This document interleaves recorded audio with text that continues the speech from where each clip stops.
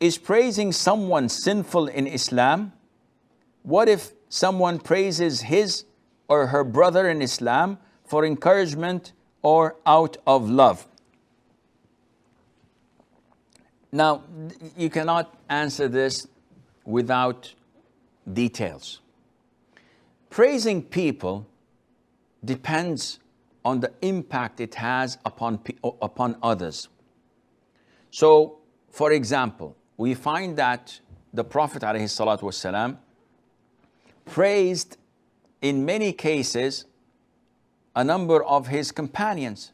He praised Abu Bakr, as you may have heard in the commercial during the break, if we can say it's commercial, if it's a piece of information about Abu Bakr and how he was the most useful to the Prophet ﷺ through his wealth.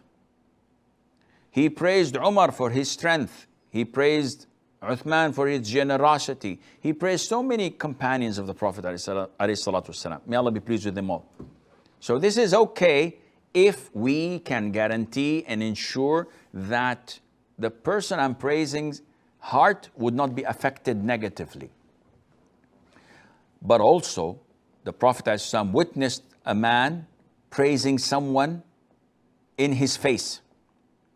So two people were talking, and one of them was saying, "Oh, my friend, you are the most pious, the most generous, the most caring and loving. I've never seen anyone walk the earth like you." And the other one was listening. His head was probably growing like a balloon, soon to be burst out.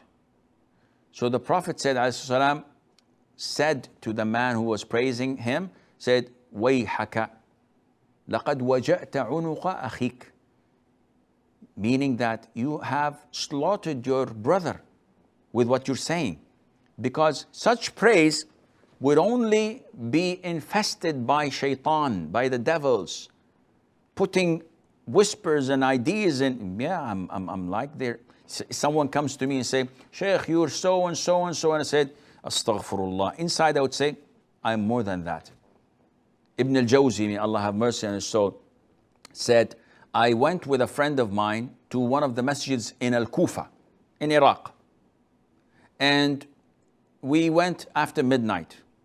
And the masjid was empty, except for one person who was praying night prayer, with a small candle next to him. So I was whispering to my friend, MashaAllah, look how beautiful this man's prayer is. So much submissiveness, so much concentration."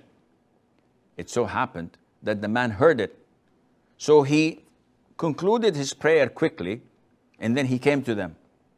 And he said proudly, "You like my prayer? What would you say if you were to know that I've been fasting for the past 20 years? Ibn al-Jawzi explains in his beautiful book, Sayd al-Khatar, he explains and says, look at this stupid person, this imbecile. He has totally wavered his good deeds by exposing it in such a way. You've deleted your good deeds by exposing it to others. So when you are praised, then the one who's praising you is doing you harm. And this is why the Prophet said, alayhi salatu wasalam, "Uhthu turab fi wujuhil maddahin," that you should take dust and whenever someone praises it, throw it in his face, because he's harming you more than benefiting you. I don't need people to come and praise me. Therefore, you have to be balanced. And this is why when you want to speak about a third person, so that both of us are talking about Abdullah. Abdullah is not there.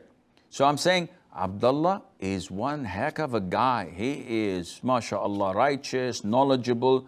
And I have to add this phrase, وَلَا أُزَكِّيهِ عَلَى اللَّهِ. I do not praise him before Allah. وَاللَّهُ حَسِيبُهُ. Allah is his, the one who holds him to account. Why do I put this disclaimer? So that I would not say something and it would be wrong as if I'm praising him before Allah Azza wa Jal. Allah knows who is righteous and who is not.